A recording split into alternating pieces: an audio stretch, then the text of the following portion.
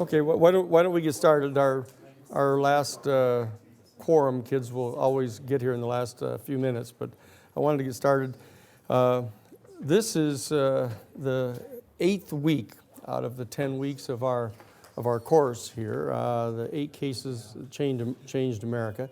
This is class number 15 out of 20, so we have just a handful of classes left to go, and we're going to be moving on into the issue of the Iran-Contra case. Today, we come in through the gateway of that case, which is the American Sanctuary Movement case that took place back in 1984.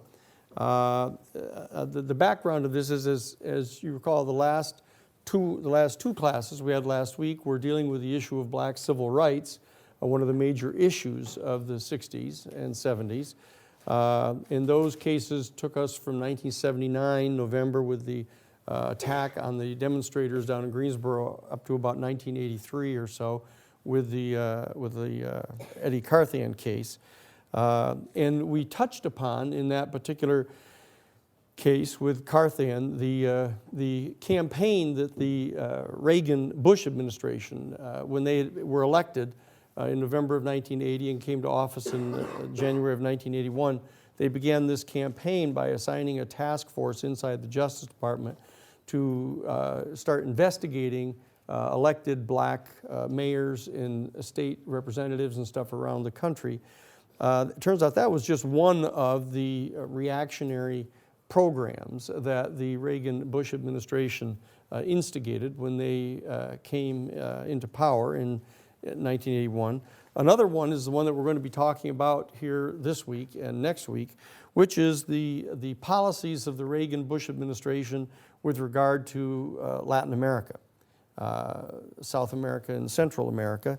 But in order to lead into this, I want to go back a little bit from the point where we were dealing with the Silkwood case and 3 Mile Island and the Greensboro case and Carthan case. I'll go back to the point where I first arrived in Washington, D.C. I had been at the Harvard Divinity School and was doing my master's work and had just rolled it on over to start doing my PhD work when I was contacted in 1975, in May of 75, at the end of that semester, by Father Roger Couture. He was a professor at Harvard Divinity School. He actually taught at the Episcopal School of Theology. He was an Episcopal priest, and he taught the course on the spiritual underpinnings of human rights. And I had taken that particular course and had written a number of interesting papers, much like yours. He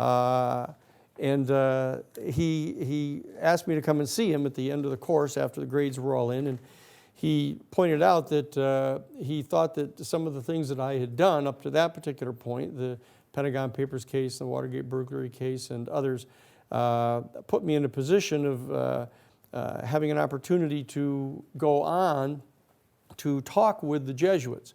He pointed out to me that the Jesuit order was at that very moment involved in a major conclave in Rome, and that there were a series of very progressive public justice papers that were going to be being issued by the Jesuit order, and that I might be interested in talking with them about working with them.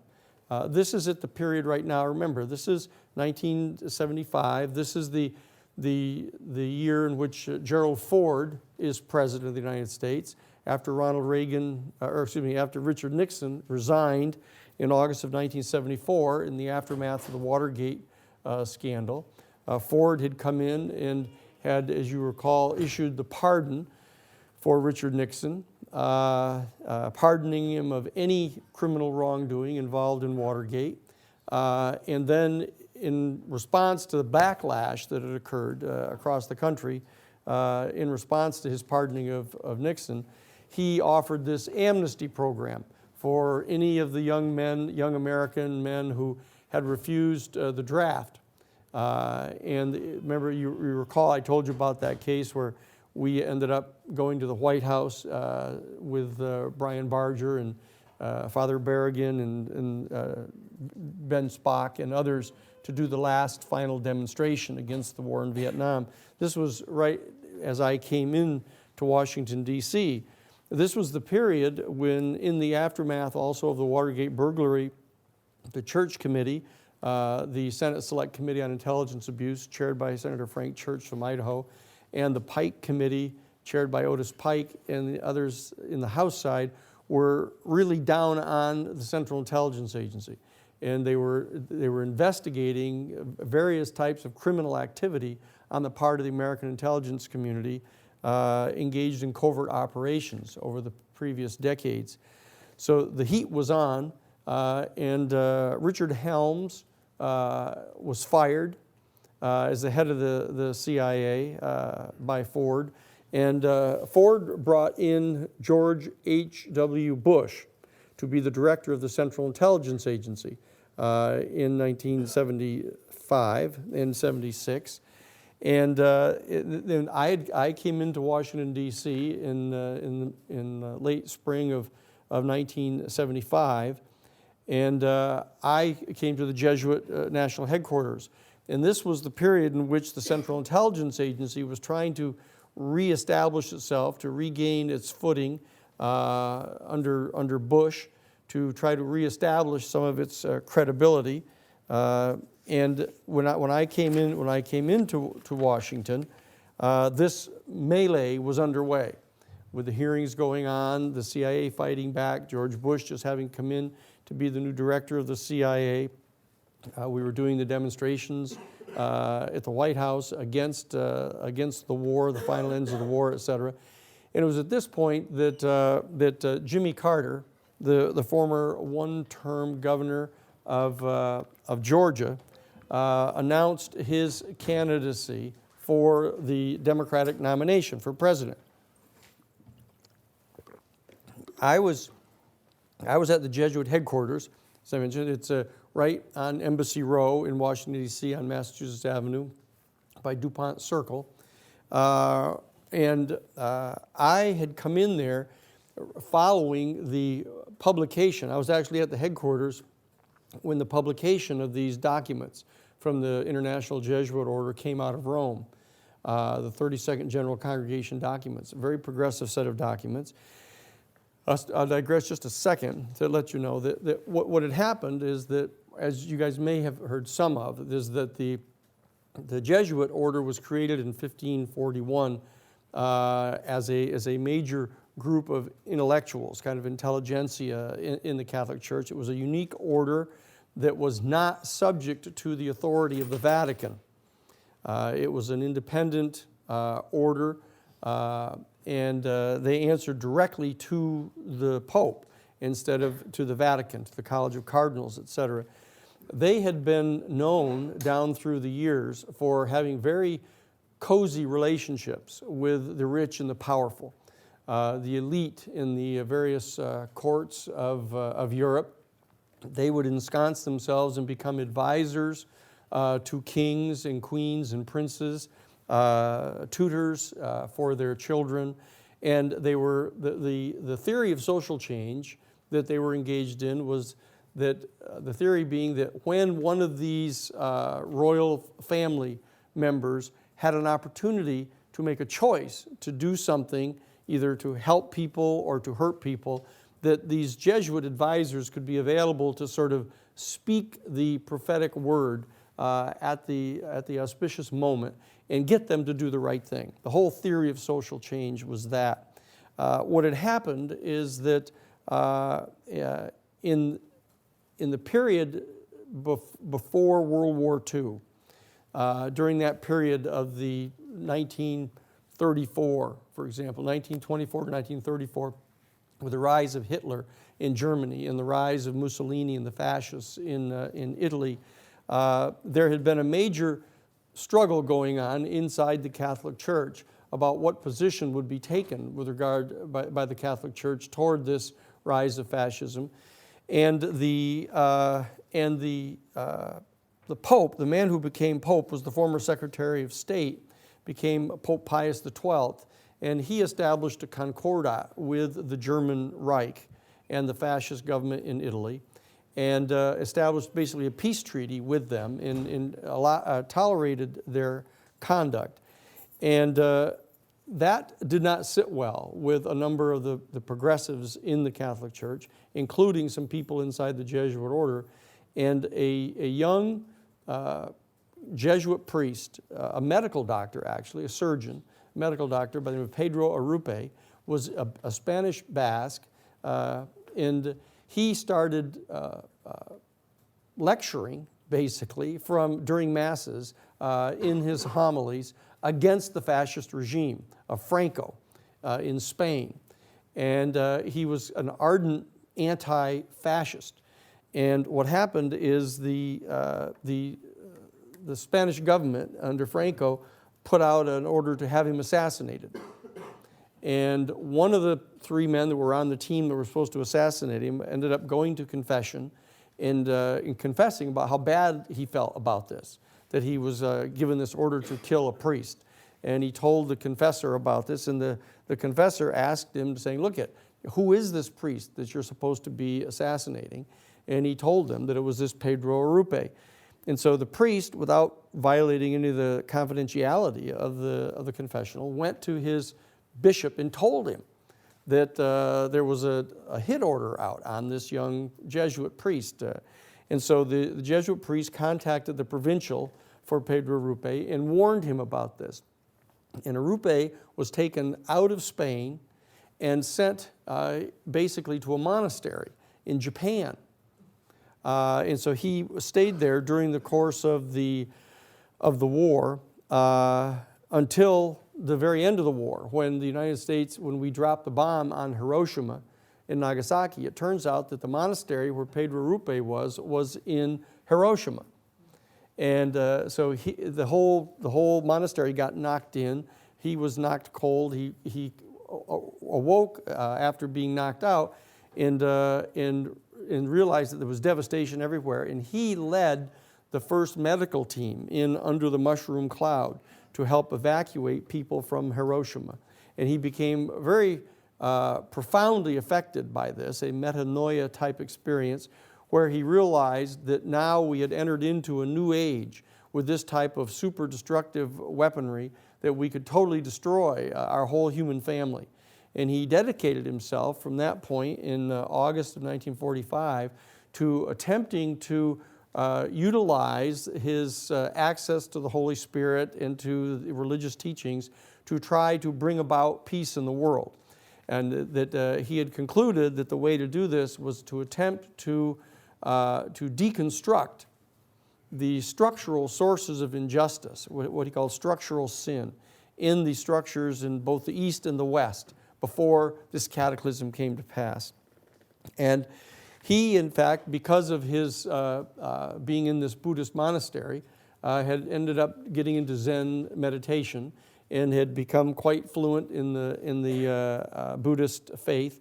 And so that at the end of the war, later on, when the Second Vatican Council was convened, he actually was chairing the committee on ecumenical relations with other religious faiths. And he was there in Rome in 1962 at Vatican II, and the Superior General of the Jesuits died, and Pope John the 23rd recommended Pedro Arrupe to be the new Superior General of the Jesuit order. All 100 provincials from around the world, Jesuit provincials, came together into Rome and were going to have an election to decide who they were going to have be the new provincial. And it turned out that Cardinal Villot, a right-wing member of the Secretariat of State of the Vatican under Pius XII, went to the conclave and started buttonholing various provincials and saying, whatever you do, don't vote for this Arrupe. He's a communist. He opposed Franco. And he kept saying that, and these Jesuit provincials kept saying, wait a second, opposing Franco doesn't seem like such a bad idea. And so they re-looked at this guy, because usually the person who's recommended by the Pope is the last person in the world that they'll ever pick to be the new Superior General, because he wouldn't be adequately independent. But because of VO's intervention, they gave him a second look, and they decided to choose him to be their new superior general. And they came, there's a funny story. I'll show you why all this makes sense in a minute. After he was elected, all 100 provincials were invited to come to the Jesuits, this big international headquarters for the Jesuit order next to the Basilica in Rome. And they come in, and there's no furniture there. There's no drinks being offered. There's no ashtrays for them. All there are is like 100 Zafu pillows sitting there waiting for them. So they come in and they take off all their shoes and they sit down in these Zafu pillows. And here's Pedro Arrupe sitting in a Zen meditation. And after they all finally get settled and stop their grumbling, he opens up his eyes and he said to them, he said, "I have seen the end times." He said, "I was there in Hiroshima when the West dropped the bomb on them. And we have crossed into a new time where we are approaching the end of time. And we need to radically move to change the way that we conduct ourselves in the Society of Jesus." And he brought about a major change in the Jesuit order, pursuant to which, rather than cozy up to power and the royalty throughout the world, what they would do is they would pull out of those places of wealth and power and go to live among the people and establish relationships with the peasantry and the poor, the least well off. And they would establish a sense of solidarity with the poor and the oppressed. And they would undertake to alter and amend and deconstruct the structural sources of injustice. And he called them together that day, and he said, "Look, but many of you are not ready for this.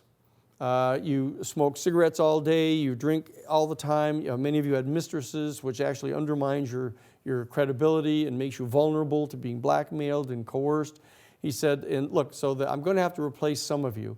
But all of us are going to have to, from this day forward, start undertaking 40-day directed retreats every year. And you're going to have to renew your spirituality, because it's in your spirituality that you actually find the source of human rights." And this, of course, turns out to be why it is that Father Roger Couture, after teaching this course on the spiritual underpinnings of human rights, had recommended that I go talk with the Jesuits. Because Arrupe had told them back in 1965 that he was going to be reconvening the Jesuit provincials sooner or later to come to face this problem. And he convened them in 1975, some 10 years later.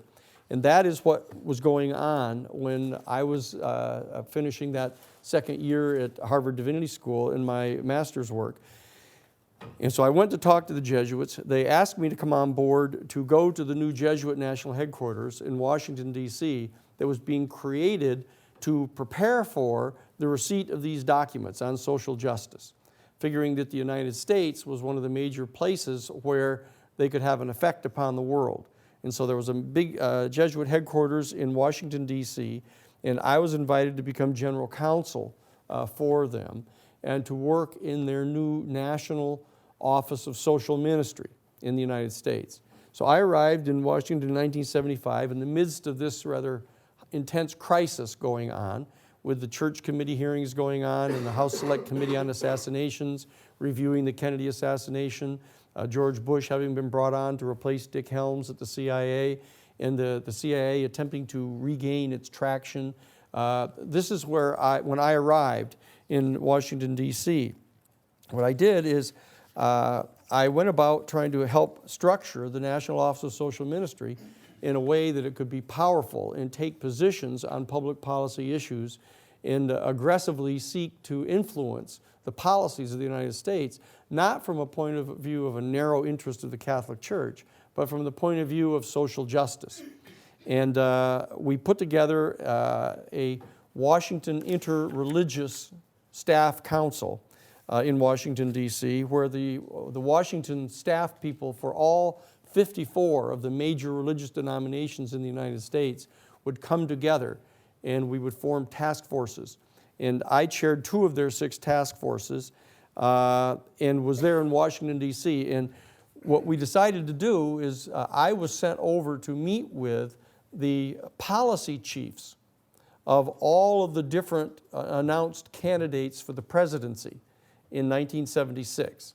And so I went seriatim to meet with them, to talk with them about what policies they were going to be implementing if they were elected, to try to determine what type of recommendations I would make to the Washington Interreligious Staff Council with regard to presenting policy papers to these people. And the most responsive fellow that I met was Stuart Eisenstadt. Stuart Eisenstadt was the policy director for the primary campaign for Jimmy Carter. Now, as it turns out, Jimmy Carter had been handpicked by Bob Strauss, the head of the Democratic National Committee, the new one, to be the presidential candidate, because both the Republicans and Democrats wanted to restore a sense of decency to the presidency. And so Jimmy Carter was a really nice guy. He could be trusted. And so what we did is I went and met with him, and we set up a summit conference of all 54 of the major religious denomination heads in Washington to meet with the candidate Carter. And we resolved that we were going to ask him to do one specific thing if he was elected president. And that was, we unanimously asked him, if he were elected president, to issue an executive order cutting off all military aid from the United States to any foreign dictator who was found to be engaged in the systematic violation of the human rights of his own people. And when in fact he was elected in November of 1976, he came to office in the beginning of 1977. He began to implement that policy. He issued the executive order, and in January of 1978, he cut off all foreign military assistance to Anastasio Somoza, the military dictator of Nicaragua. And in December of '78, that first full year in office, he cut off the military assistance to the Shah of Iran. And he cut off the military aid to the Shah in December of '78, and in February of '79, the Shah fell from power. And he, after having cut off the military aid to Somoza in 1978, Somoza fell from power on July 17th of 1979. So back to back, two of the major military dictators in the world fell from power within a very short period of time after the United States government cut off foreign military aid to them. And this, in fact, was the beginning of the Iran-Contra crisis that we will address starting on Thursday.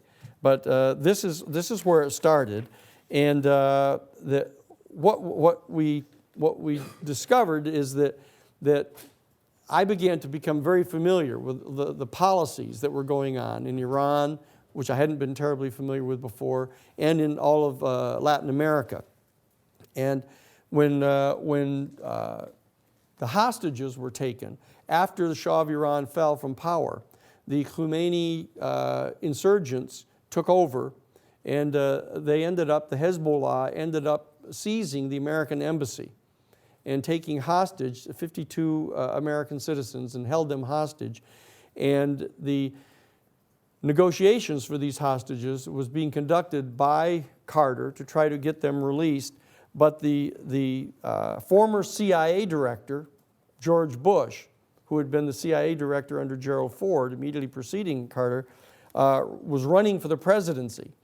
And he and Bill Casey, the campaign chairman for the Republican Party, got together and they reached out to the Hezbollah, who were holding the hostages in the Iranian embassy in Tehran, and negotiated with them and got them to agree to hold our hostages until after the election in November of 1980, so that they could try to make it appear that Carter was impotent and was unable to effectively negotiate.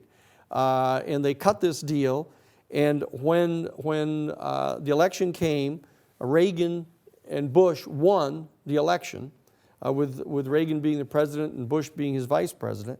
And on the day that they were sworn into office, on January 21st of 1981, you don't remember this, but there was actually a split screen going on during the inauguration, where Reagan has got his hand on the Bible with his right hand raised, taking the oath of office, and in the other frame of the television pictures are the Iranian hostages, the American hostages being released in getting on a plane and flying away. There was this actual extraordinary template of what was going on at that time. Now, what happened is when Reagan came into office, it's really important to understand, Reagan was basically a face man for this particular administration. Very friendly guy, very hearty, well-met type of fella. But they've said a lot of things about him, all of which are true. Things like that, he's the first president to have more horses than books. And there's a long chain of things that he used to say that used to cause people to kind of scratch their head as to how a guy like this ever got to be president. But he would say things like, what's all this talk about a black problem? I remember when there wasn't even any black problem, when the schools were totally segregated and the blacks were all never any place except on Amos and Andy.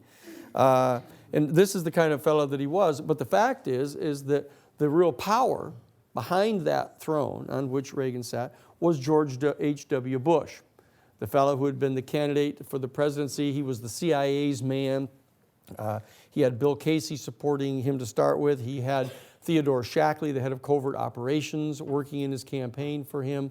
And it was Shackley's idea to set up this operation to have George Bush and Bill Casey go over and meet with the Hezbollah and cut this deal where they would hold the American hostages until after the election to make Carter look weak. And so when they came into office, one of the first things that they did is they began to undertake a very aggressive policy of supporting the Contras in Central America. When Anastasio Somoza fell from power in July of 1979, the Sandinista revolutionaries came to power. But the National Guard, LaGuardia, that were the right-wing fascist police in National Guard for Somoza, they fled the country with Somoza, and they went over into Uruguay, in Paraguay, and they set up camp over there, and they started trying to gather money from wealthy right-wing Republican people around the country to basically launch a military insurgency against the Sandinista government in Nicaragua. And when Carter was pushed out of office and Reagan came to office, Reagan began immediately to extol the virtues of these Contras, how they were attempting to undermine this communist government in Nicaragua, started comparing the Contras to the founding fathers of our country, these group of fascist terrorists that were in the National Guard. And he actually would give speeches like the fact that he characterized Nicaragua under the new Sandinista government as being a privileged haven for communist terrorists and subversives, just 2 days driving time south of Harlingen, Texas. And he was making these kind of speeches in the first several weeks of his presidency. And it became clear that he was engaged in a covert process of trying to assist and reestablish in power the right-wing dictatorship of Anastasio Somoza in Nicaragua. Now, this is what was going on there at the very beginning. And in fact, a covert operation was undertaken under the supervision of Theodore Shackley, run out of a place called Jupiter, Florida, in which they actually mined the international harbors of Nicaragua. Complete violation of international law, and a major legal action was instigated in the World Court at The Hague, and the Contras were found to be guilty of the international war crime of mining public harbors. And the United States Central Intelligence Agency was implicated in supporting them covertly, and a major judgment was handed down by the World Court condemning the Contras and condemning the Central Intelligence Agency for this activity, in response to which Ronald Reagan refused to pay the dues on behalf of the United States to the United Nations. Basically got into this kind of right-wing war against the United Nations in the World Court. And that was the kind of tone, that kind of highly ideological tone that was taken by the Reagan administration. And this was all going on, but in the wake of the finding of the World Court of the liability of the Contras and the American Central Intelligence Agency for the mining of these harbors, the Congress of the United States passed the Boland Amendment. The Boland Amendment was a resolution of the Congress in which they prohibited the administration, the Reagan-Bush administration, from giving any military aid, either direct or indirect, to the Contras, who had been declared by the World Court to be international war crime criminals. And so this was the condition that obtained in March of 1984. And I had been in town now for a number of years, and in March of 1984, I was contacted by an Episcopal priest, that Father Phil Wheaton contacted me, and he told me that I'd been requested to go down to Texas, right nearby Harlingen, Texas, in fact, to go down to Texas because a number of church workers for the Catholic Church had been arrested. Because what had happened is that in the face of this kind of resurgent right-wing foreign policy on the part of the United States under the Reagan-Bush administration, the fascist governments, dictatorial governments down in South America began in fervor to start to persecute their people. Now, they had been doing this for some time. There's a long history of all of this, and I don't want to digress. I don't know what degree of history you've studied about Latin America, the history of Latin America in the relations of the United States to the Latin American countries. But let it be said that the United States, ever since its inception, has had a policy of basically supporting extremely conservative business operations in South America to the detriment of the people there. For example, in 1910, the United States sent a foreign military expeditionary force into Nicaragua and basically overthrew the democratically elected government in Nicaragua. And Anastasio Somoza Sr. Was installed basically as the fascist dictator in Nicaragua on behalf of American business interests there. And the fellow who led that foreign military expeditionary force, a fellow by the name of the Commandant of the United States Marine Corps, General Schmedley Butler, his name was, he actually made a statement about his years spent working for the as the Commandant of the United States Marine Corps, and he said this. He said, "I spent 33 years and 4 months in active military service, and during that period, I spent most of my time as a high-class muscle man for American big business, for Wall Street and for the bankers. In short, I had become a racketeer, a gangster for capitalism. I helped make Mexico, especially Tampico, safe for American oil interests in 1914. I helped make Haiti and Cuba a decent place for the nationalist city bank boys in which to collect revenues. I helped in the raping of half a dozen Central American republics for the benefit of Wall Street. I helped purify Nicaragua for the international banking house of Brown Brothers in 1910. I brought light to the Dominican Republic for the American sugar interests in 1916. I helped make Honduras right for the American fruit companies in 1903. In China in 1927, I helped see to it that Standard Oil was allowed to go on its way unmolested. Looking back on it, I could have given a few important lessons to Al Capone. The best that he could do, however, was to operate his rackets in 3 different districts. I operated on 3 different continents. Now that's the opinion of the Commandant of the United States Marine Corps that had been put in charge of these foreign military expeditionary forces over and over again on behalf of American business interests.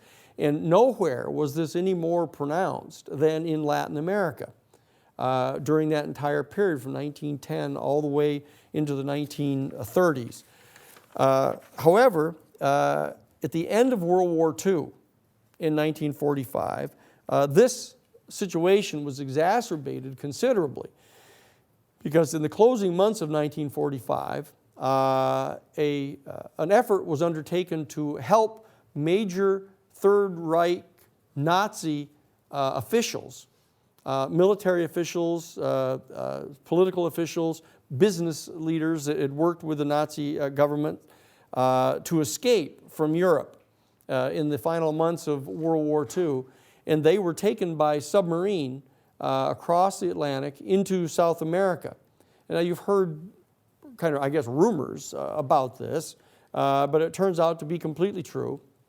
And hundreds of major Nazi officials were evacuated from Europe with the assistance of the United States Counterintelligence Corps, 101st Counterintelligence Corps, and representatives of the Catholic Church. Bishop Alois Hudal, the rector of a major seminary in Rome, was appointed by Pius XII to be a special representative to the German-speaking refugees. And he helped set up what has come to be known as the Rat Line, through which these major Nazi officials were allowed to escape from Europe and brought into South America. And they set up operations that have been codenamed Operation Paperclip. There was one called Operation Overcast. They were major paramilitary operations getting the Nazis out of Europe so they would not be subjected to the military tribunals of Nuremberg.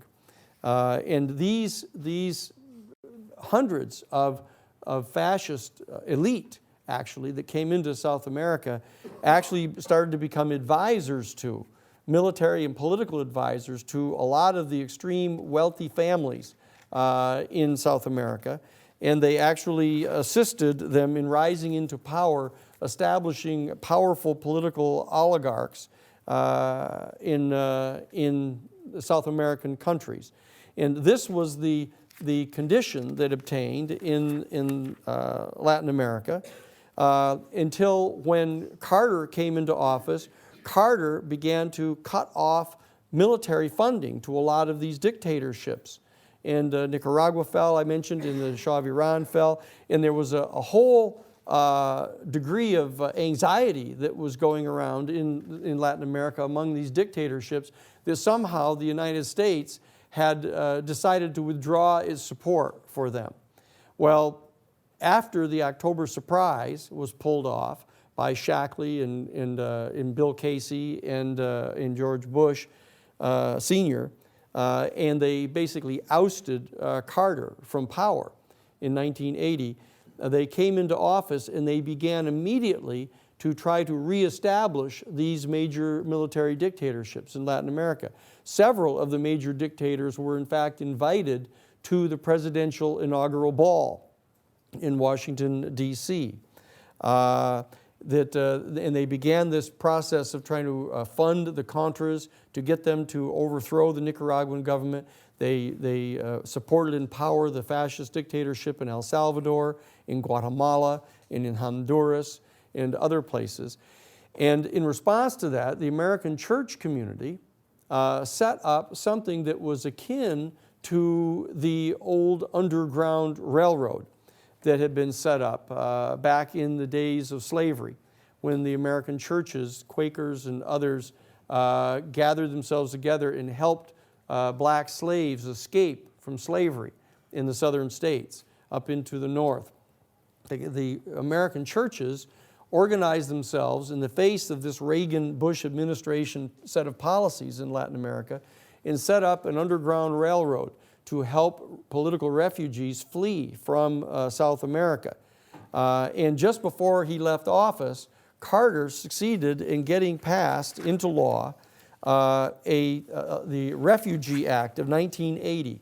And this federal piece of legislation declared that if any person were to find themselves present in the United States and they had harbored a good faith fear that if they returned to their country, that they would be persecuted for their political or religious beliefs, these people had the right under this new Refugee Act of 1980 to come into an Immigration and Naturalization Services office and apply for political asylum. And they would be granted political asylum and could stay in the United States until such time as the threat to their safety had been removed in their home country. So this law was in effect when Reagan came into office.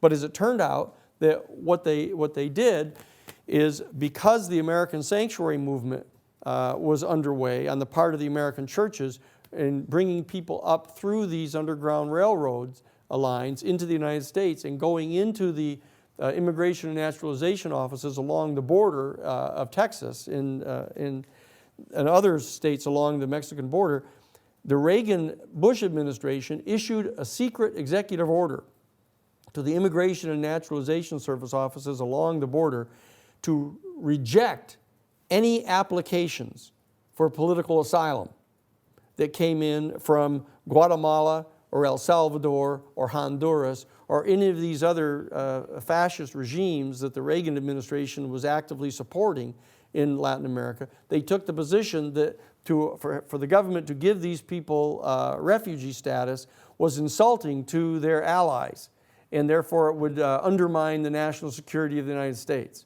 And so this secret executive order was issued, and it turns out that when people would then come up through this underground railroad and they would turn themselves in to any of these Immigration and Naturalization Service offices along the border, they would be immediately arrested.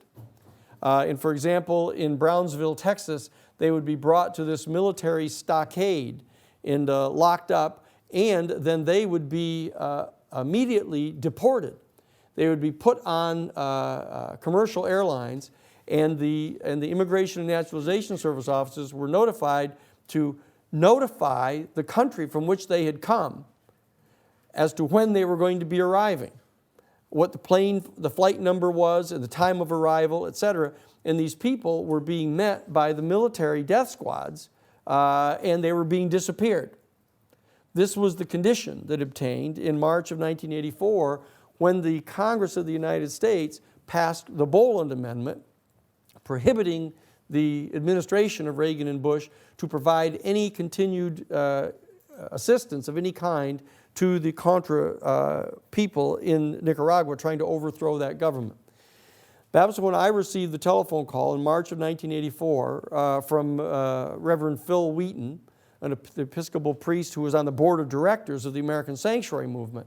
He said that Bishop John Fitzpatrick, the bishop of Brownsville, Texas, had two of his workers arrested by the Immigration and Naturalization Service police the night before. That they had met two Salvadorian refugees fleeing from El Salvador through the underground network, had brought them to Casa Romero in San Benito, Texas, and they knew that they could not bring them to the Immigration and Naturalization Service office in Brownsville because they would be immediately arrested and deported. So what they did is they were given Bishop John Fitzpatrick's personal car, and they had these two refugees along with the little baby of the young woman, Brenda, and they were driving up to San Antonio, where they were going to go to the Immigration and Naturalization Service, apply for political refugee status, where it would be granted, because that hadn't received the secret executive order, because it wasn't right on the border. It was up in northern Texas. And so they were driving them up there, and they actually had a Dallas Times-Herald reporter, a newspaper reporter, with them in the car, Jack Fisher, and Sister Diane Mellencamp, and Stacy Lynn Merck, a Catholic social worker. and they were on their way to San Antonio when they were stopped by the Migre. And they were pulled over and they were arrested and charged with the federal crime of illegally transporting undocumented Central American aliens.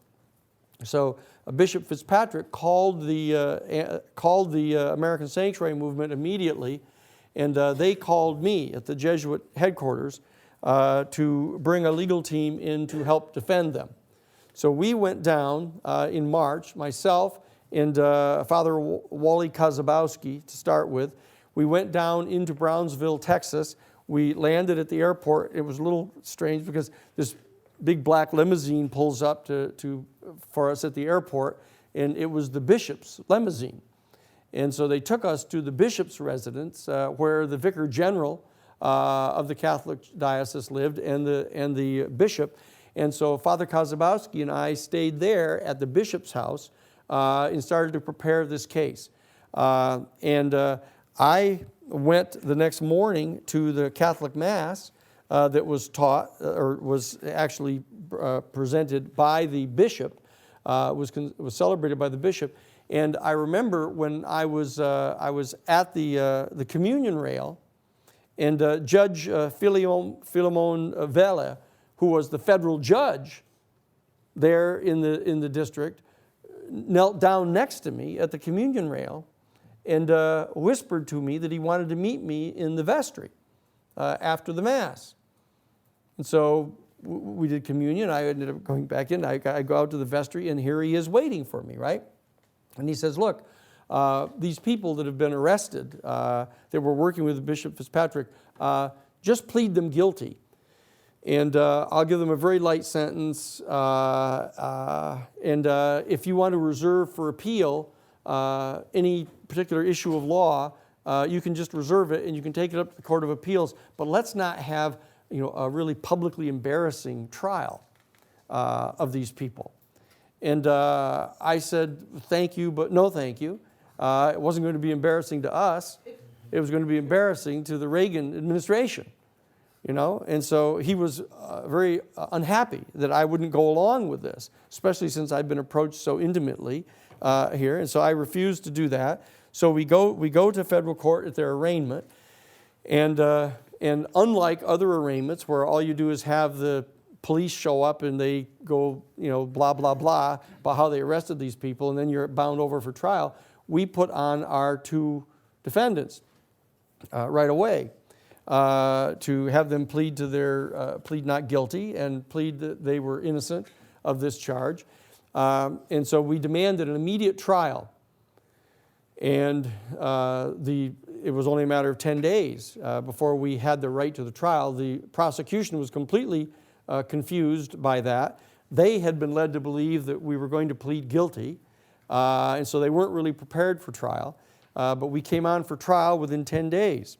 And I brought on, I led with Brenda Sanchez Galan, who was one of the Salvadoran refugees. She, in fact, was a nurse's aide down in El Salvador. And she had been working for a doctor who had treated a young 13-year-old boy that had been shot in the leg by the military police in El Salvador during a demonstration against the military regime. And when he was shot in the leg, his friends and stuff picked him up and carried him away and brought him to this doctor. And so the doctor had operated on him, had removed the bullet from his leg and given him medical attention. And the following day, the military police showed up at the doctor's office, and they arrested him. And they brought him to the police station and they tortured him. They wired his thumbs, he put his hands behind his back and wired his thumbs together and tied ropes to his wrists and then put him on this pulley and lifted him up like this so that it broke all of his shoulder out, and he was hanging there for an entire day, for 24 hours. And then they let him down and they put him in the backseat of a car and drove him back to his clinic and threw him out of the moving car in front of his office. They brought him, his friends brought him in. Other doctors came and operated on his shoulders and reset his shoulders. And many weeks later, the military police came back to him and told him that he had hoped he'd learned his lesson and that he was never to do this again.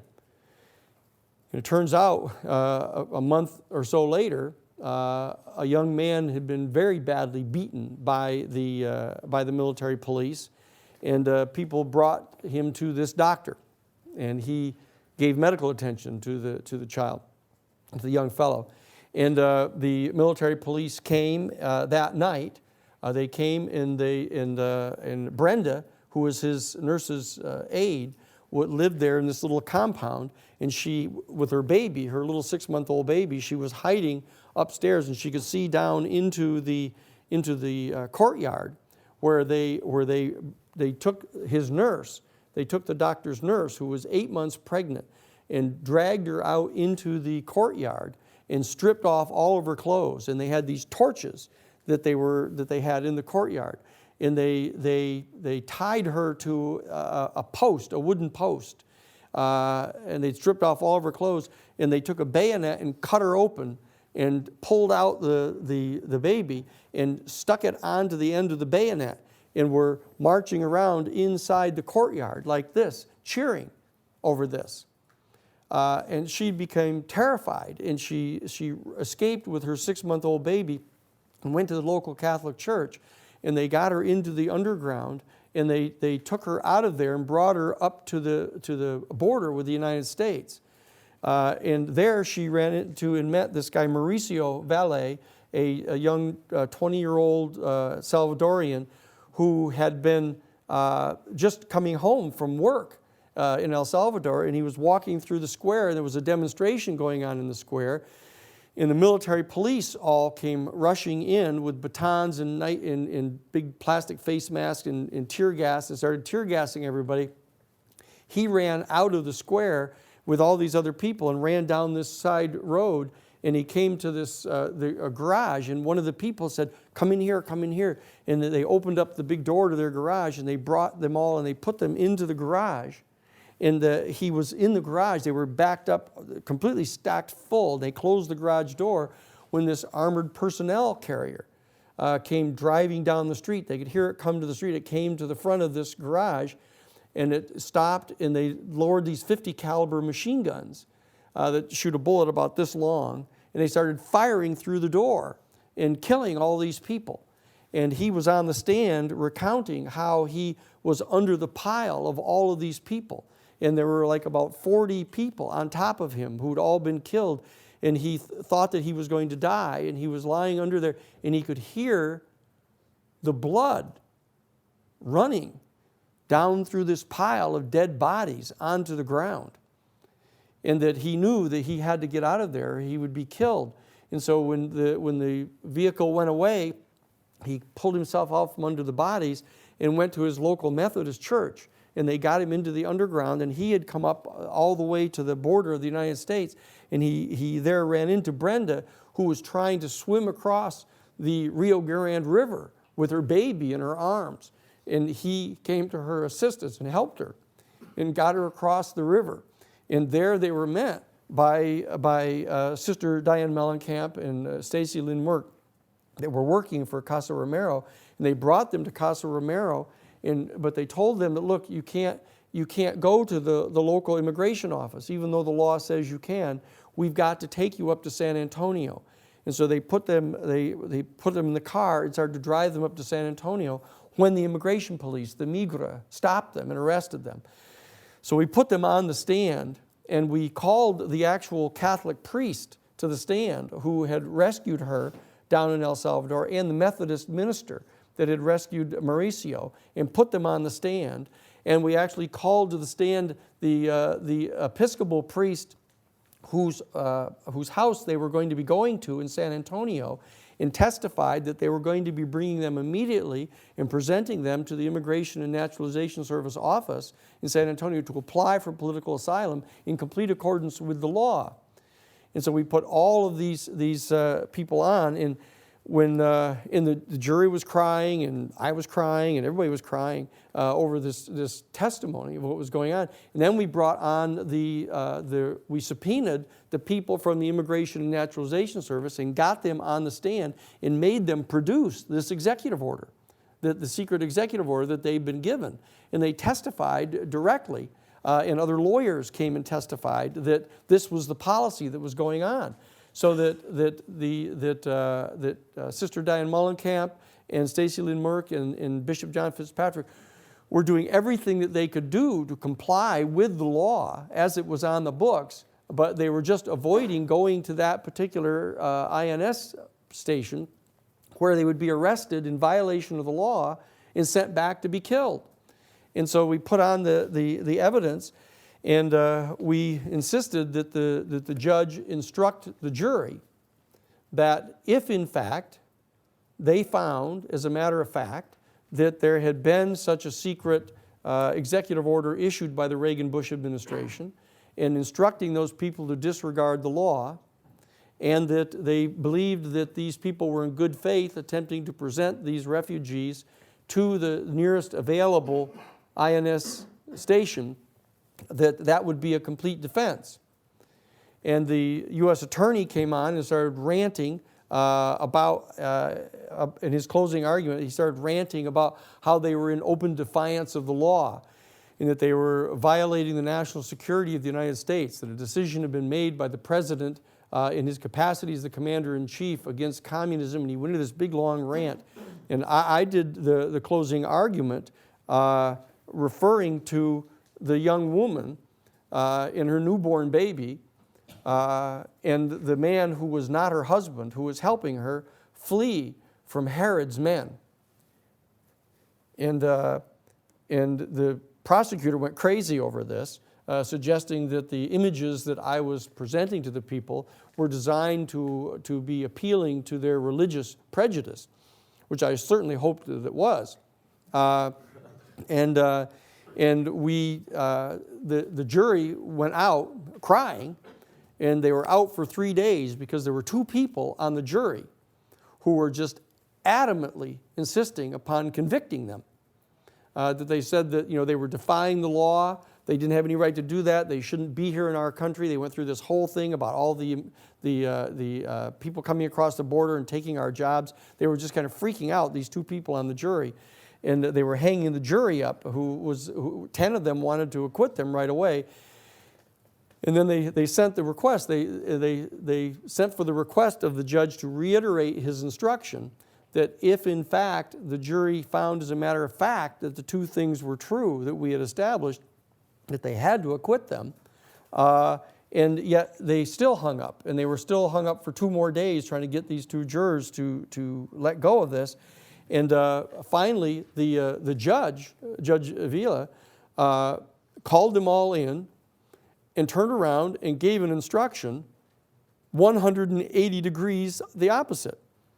He said, I'm telling you that if in fact you find that there was in fact a secret order given by the executive branch to violate the law, and you find that these people were in good faith attempting to go to the San Antonio office and apply for political asylum, then, he said, you're still going to have to find them guilty. Okay? And so they went back to deliberate some more, and then I went back, and we got to the end of the day. I went back to the rectory, to the Vicar General's house, and the bishop, Bishop John Fitzpatrick, said, look, while we're waiting for this jury to come back with a verdict, there's a person I want you to meet. The person who is the bishop of the Methodist Church here in Brownsville. I've been trying, the bishop said, Bishop Fitzpatrick, I've been trying to persuade him to establish a sanctuary in his cathedral. But he said he's been approached by one of his parishioners who has told him that something he wants to talk with you about, and there's a question he wants to ask. So it turns out that I go to meet him. I have Father Wally Kazabowski with me. We go into the bishop's office, and here's the Methodist bishop from the area. And he said that he had been approached by a man in his congregation, actually, who turns out to be the special agent in charge of the FBI office in Brownsville. And the FBI SAC, the special agent in charge, had said to him, as one of his members of his congregation, look, you should not have anything to do with the American Sanctuary Movement, because they are attempting to smuggle known communist terrorists into the United States under the guise of being political refugees, and that these known communist terrorists are going to be organizing themselves into military cadres here in the United States, so that if President Reagan and Vice President Bush decide that they're going to have to send U.S. military forces into, for example, El Salvador or Guatemala or Nicaragua, that these military cadres are going to be gathering together and attacking our military bases in the United States and our police stations and poisoning our reservoirs and blowing up our electric generators and stuff. And so therefore, he said that I was totally intimidated by this. And so I come to ask Bishop Fitzpatrick, who's been attempting to get me to set up a sanctuary. And he said, well, listen, he said, it just so happens that we have the general counsel for the Jesuit national headquarters here who's doing this criminal defense. And if anything like that was going on, at least the Jesuits would know about that. And so therefore, why don't you ask him about it? And so he brings him in and we sit down and we start to have this conversation. And I tell him this is ridiculous. I said, I've never heard anything like this. This is crazy. But I'll tell you, I'll look into this. I'll find out about this, okay? So I go call on the telephone. I call Bill Taylor, our investigator. I call Howard Cohen, who was the Washington bureau chief for Rolling Stone magazine and an investigative reporter. I called Howard Rosenberg, who was the chief researcher for Dan Rather at CBS National News, who was a friend of ours. And I called Bob Fink, who was Bella Abzug's chief researcher and investigator that I mentioned to you before. And I told him, I'd go out and find out where the hell this rumor is coming from. Where did this guy get this kind of a bizarre rumor? And so they go out looking around, and Billy Taylor calls me the next day. And he says, look, I've figured this thing out. He said, I'm down here in Louisiana. He said, and there's an old friend of mine from the Marine Corps that is the commander of the Louisiana State National Guard. And I went to him to ask him, you know, if he'd heard anything about these kind of people coming into the country or anything like that going on. And he said, no, but let me tell you what's going on here, where this rumor comes from. He said, turns out that the Reagan-Bush administration here in the spring of 1984, in March of 1984, right in the face of this Boland Amendment, when the Boland Amendment was passed by Congress prohibiting them from giving any military aid, either direct or indirect, to the Contras, what they had done is they had scheduled a nationwide readiness exercise, a military readiness exercise. And it was codenamed Rex 84, a readiness exercise 84. And pursuant to that, they were going to be practicing airlifting the 82nd Airborne out of Fort Bragg, North Carolina. They were going to be practicing airlifting them into South America, into Central America, into either El Salvador or Guatemala. And that they were going to then practice establishing martial law in those areas in case the insurgency in those two countries threatened to overthrow those governments that were allies of the United States. And this particular aspect of Rex 84 was codenamed Operation Night Train, because they were going to lift them under the color of darkness down into Central America and bring them in and put them in place to establish military law in those countries.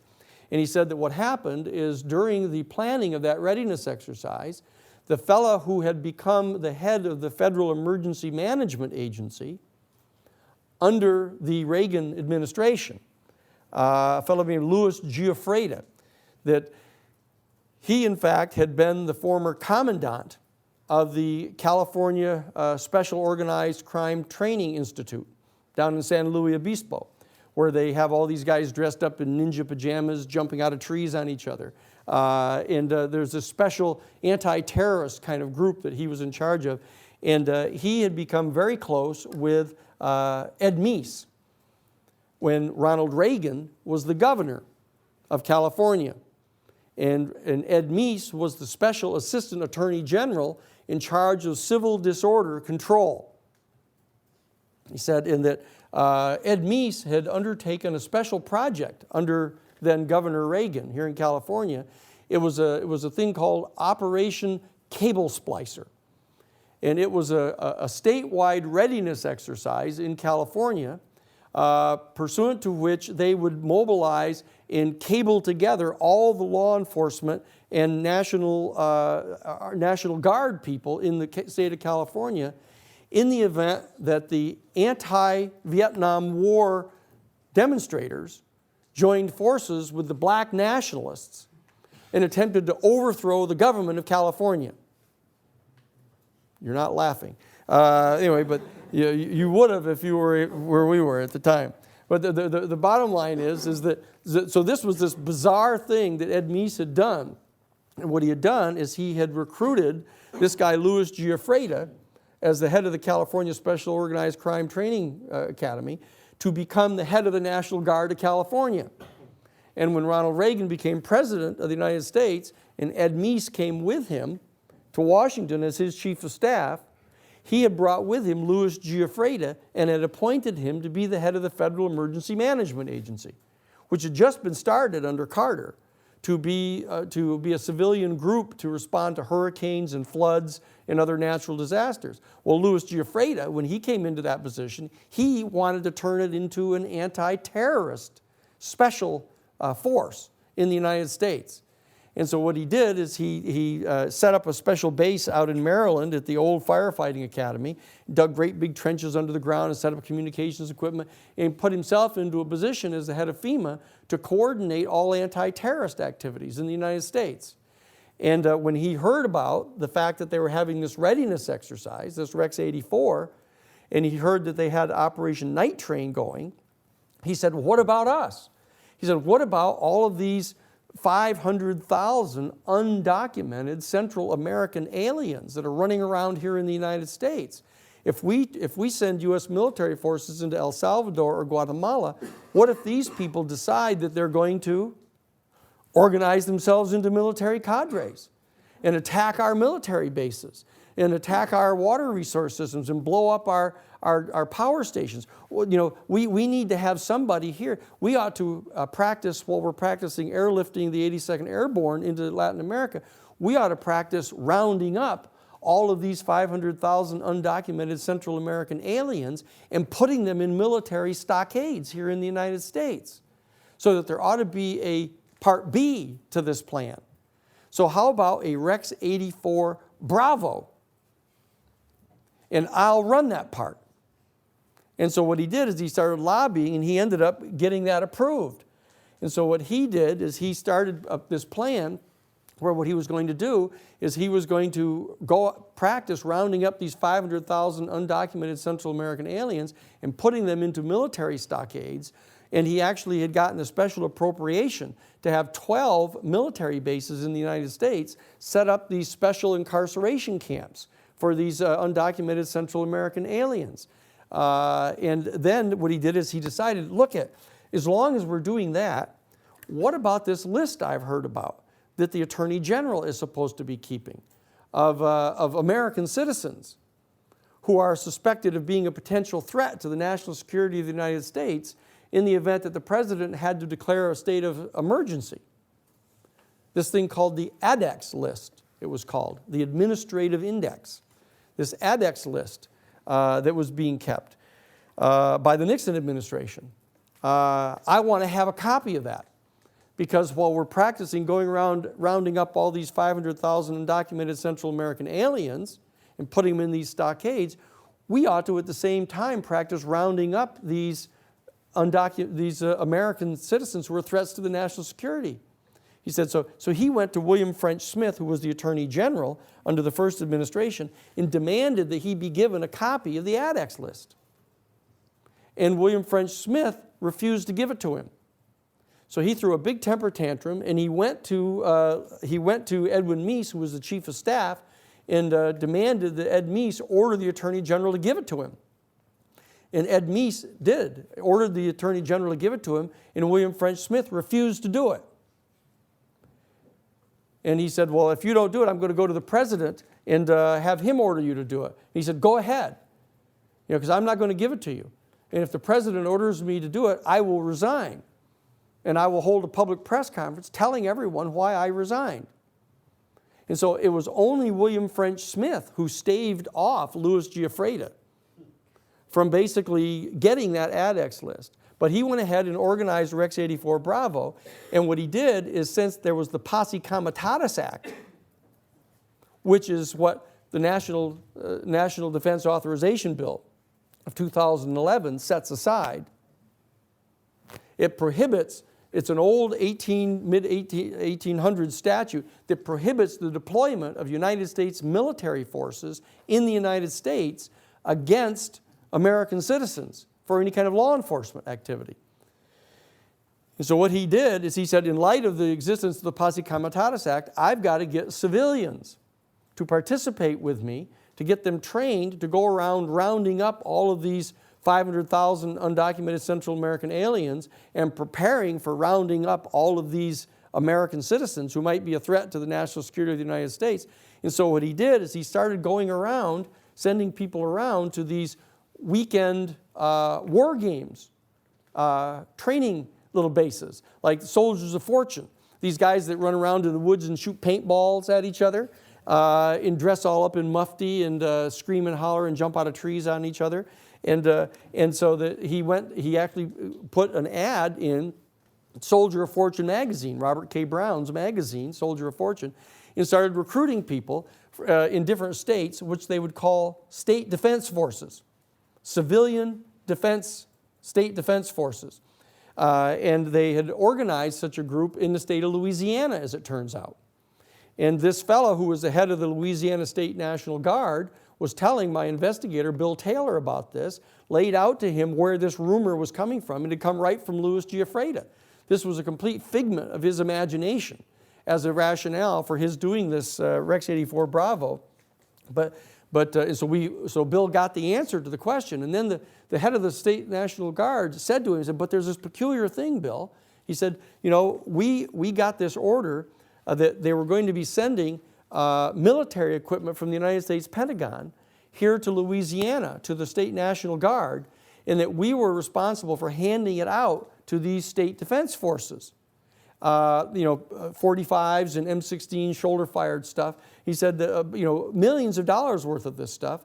We were to hand it out to these state defense force guys, but we had an order to, once we'd handed it out to them, to revalue all of that military equipment from its original value to its much higher replacement value as to how much it would cost to build a brand new one of these things. And then what we were supposed to do at the end of the military exercise, we were only supposed to gather up the same dollar amount of weapons as were distributed. So that, for example, they send in $4 million worth of military equipment, and then they hand it out to these state defense forces. They revalue it to $8 million, the replacement value, and then they only gather back up $4 million worth of equipment. And so they leave all this military equipment in the hands of these right-wing Zanos. And so Bill Taylor says to him, he said, holy shit, he said, his quote. He said, what is this? Some kind of 7 days in May scenario? Which, again, you guys don't know what that is. But the 7 Days in May was this movie that President Kennedy asked to be made in Hollywood, which you should look at. It's called 7 Days in May, and here we are in May with about 7 days or so left. You should get a look at this thing. It's a movie starring Burt Lancaster and Kirk Douglas. And it is all about the military attempting to do something similar to what I related to you last week was done by the Joint Chiefs of Staff in their anxiety about President Kennedy attempting to establish a nuclear non-proliferation treaty or test ban treaty with the Soviet Union.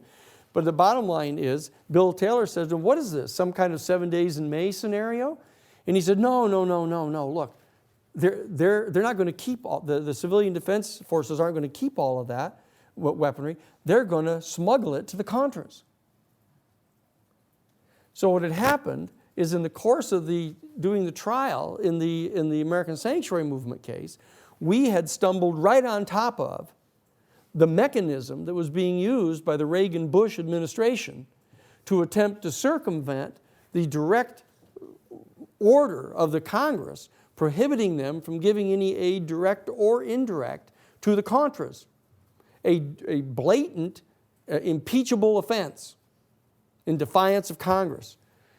So Bill Taylor calls me, and I get this information. I go back to the bishop and tell him what the source of this information was, but tell him also that we've uncovered this thing going on in violation of the congressional mandate. And so we then go back, and the jury comes back in, and under the new orders of the judge, end up returning a verdict of guilty against Stacey Lynn Merck and the others. We appeal immediately, get an immediate order signed by Judge Vella to the Fifth Circuit Court of Appeals, and they reverse it. They not only reverse it, but they order them to be released, and they declare unconstitutional any future arrests of members of the American Sanctuary Movement who are attempting to provide this type of assistance to bona fide refugees. And so that it applies not only in the Southern District of Texas now, but it covers the entire Fifth Circuit, all the way along the Mexican border. And so that by doing what they had done, we had now disenabled the entire system that they had set up to try to stop refugees from coming into the United States and applying for political refugee status. And in the meantime, we had uncovered the beginnings of the Iran-Contra scandal. This was the Contra half of the scandal. This is how the Reagan-Bush administration were attempting to circumvent the prohibition on the part of Congress. So that is how we discovered them. That is how we got the American Sanctuary Movement protected, and how we then began when we returned to Washington, D.C. after winning the appeal down there.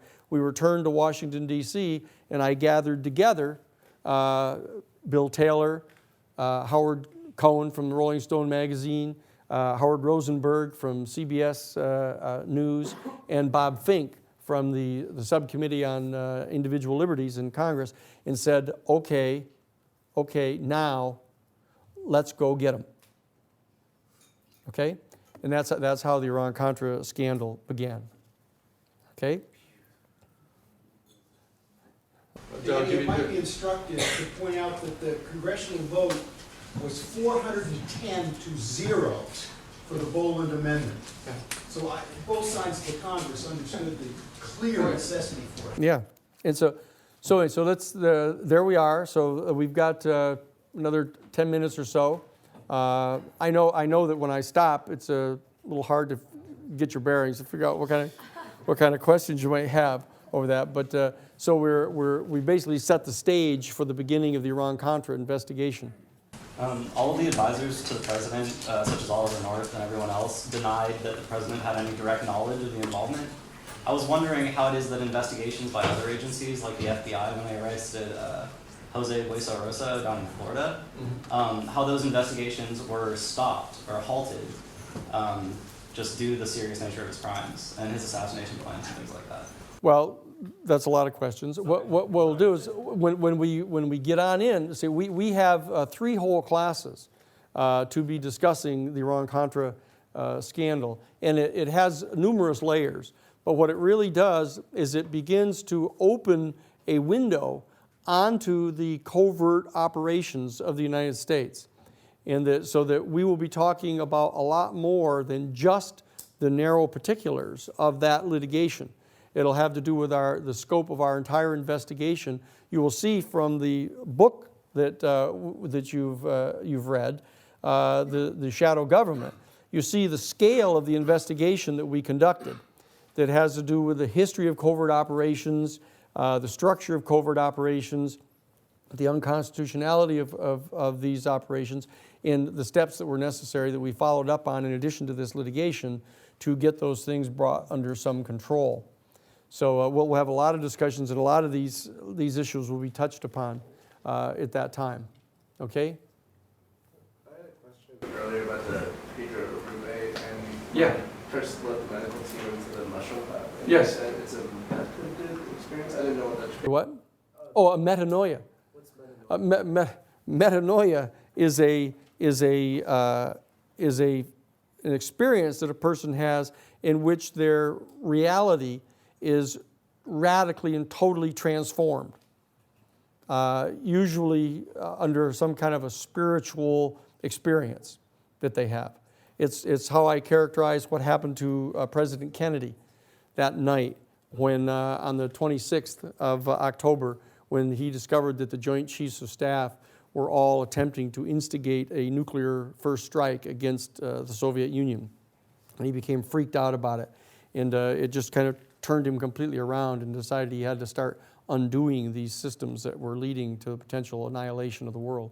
So this was another one that Arrupe had. He actually talks about when he regained consciousness, he looked up and he saw the clock on the wall that had stopped right at the second when this nuclear explosion went off.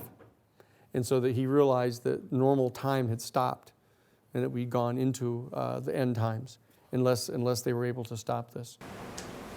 In the Aberagon v. Whole reading that we had to do today at the very end, it says Whole skipped the states and went down to the U.S.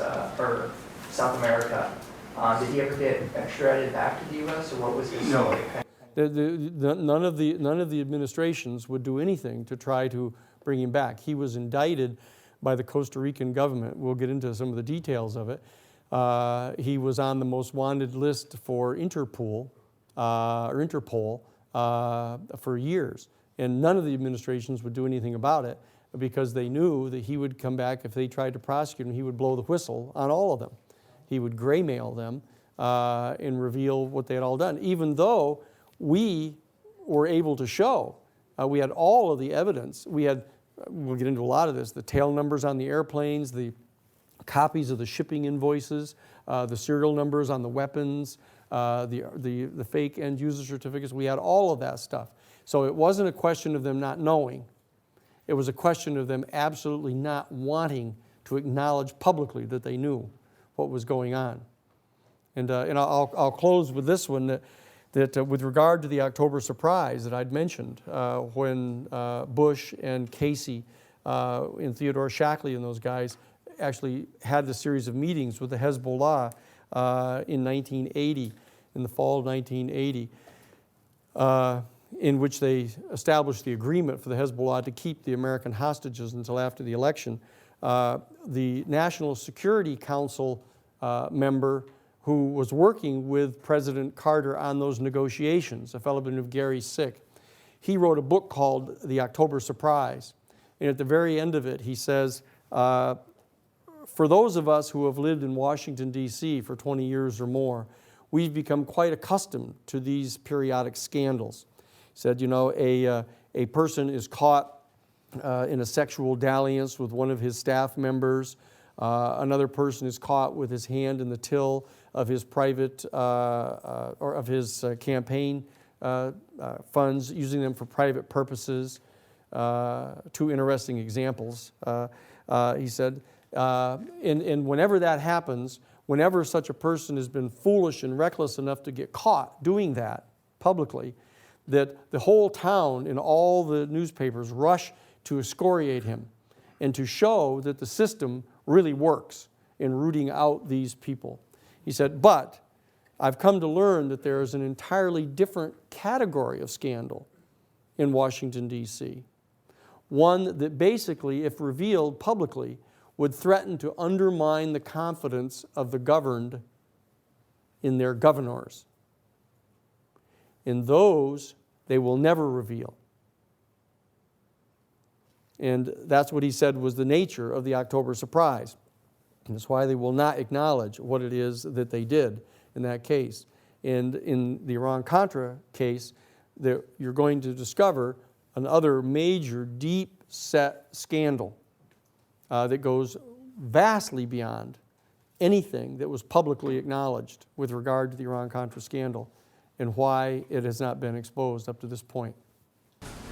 So this is a terrible question to ask, Danny, but if everything that you're saying is true, then how is it that you are alive and here to stand up and tell us about it? Because they actually have a lot of arrows in their quiver. You know, they don't just have to go and kill you. You know, just like even organized crime doesn't just go kill the prosecutors. What they do is they bribe judges and they bribe politicians, they do other kind of things. And in this particular case, for example, you'll see in the Iran-Contra case, despite the overwhelming evidence we had showing everything that was done, they basically refused to allow the case to go to trial.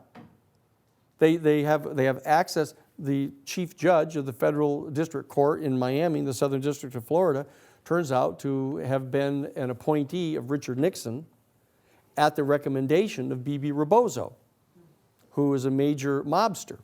And this judge, James Lawrence King, used to sit on the board of directors of Meyer Lansky's National Bank of Miami, which is the bank through which they laundered all of the skim off the casinos in Vegas, in which they used to fund covert operations to attempt to overthrow the Cuban government, to try to reinstall the mafia back in control of Cuba. And that he was the chief federal judge in Miami. So when you've got a judge like that sitting on the stand, it's like trying to get Robert Bork to agree to enforce the special prosecutor law, which he testified against. You know, so that they don't have to go kill everybody, that they've got all kinds of different methods. So what we have to be able to do is figure out the chess game, what all the different chess moves are. You know, there is a point where there's a possibility when you get someone in a checkmate position that they'll jump up and turn the table over on you and scream and holler, you know. But the fact is those are very unsophisticated people. And the people that you'll see we're dealing with here in the Iran-Contra case are extremely sophisticated people, some of them. Theodore Shackley, who you'll come to know and not necessarily love, but you will come to know him in the course of the next 3 discussions we have together, and you'll see how sophisticated these people really can be, and why we have to be so sophisticated in attempting to move forward the affirmative vision that we have of the world and the possibilities for our human family. And so that's the underlying message in the Iran-Contra case that we'll talk about. Okay? There we are. Just a quick note, too, for the person that asked that question about Danny, is that you'll find out that a very heavy price was paid and the Christic Institute was dismantled. So there are ways of stopping this that work very effectively. You'll find that over the next series of lectures.